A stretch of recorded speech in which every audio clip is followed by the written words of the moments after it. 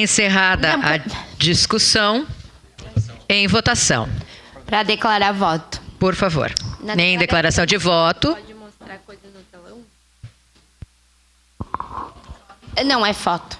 Em declaração de voto, então, vereadora Estela Balardim. Então, peço que coloquem a foto no telão para que fique explicado o motivo. Um dos motivos, né, quero usar o exemplo dessa rua, é a Rua da Felicidade, no bairro Canyon.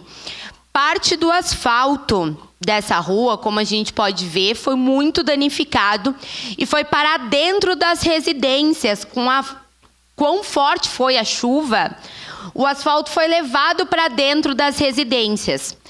Então, na semana seguinte a este ocorrido, nós reunimos com o responsável pelo setor da pavimentação da Secretaria de Obras e ele nos afirmou que todos os asfaltos, e estradas e ruas que tivessem sido danificadas pela chuva seriam arrumadas em poucos dias.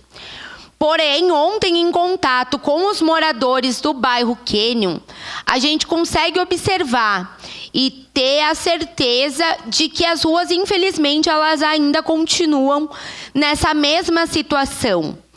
Então, é importante para nós, vereadores, já que, por um lado, a gente reúne com os secretários e muitas vezes não consegue ter a resposta concreta daquela solução, saber se esses poucos dias são poucos dias mesmos, qual que é o cronograma, como que está sendo organizado essa questão para arrumar as ruas, as estradas do nosso município, a gente opta por fazer esse pedido de informação, que eu tenho certeza que não beneficia apenas a bancada do Partido dos Trabalhadores, mas todos os vereadores desta casa que também têm reclamações, que também têm acesso a ruas como essa que a gente traz aqui no telão, que também têm as estradas do interior para se preocupar.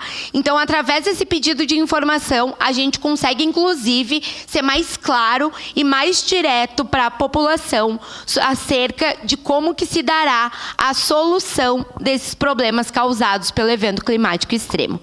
Muito obrigada e peço a aprovação de todos. Para declarar o voto. Para declarar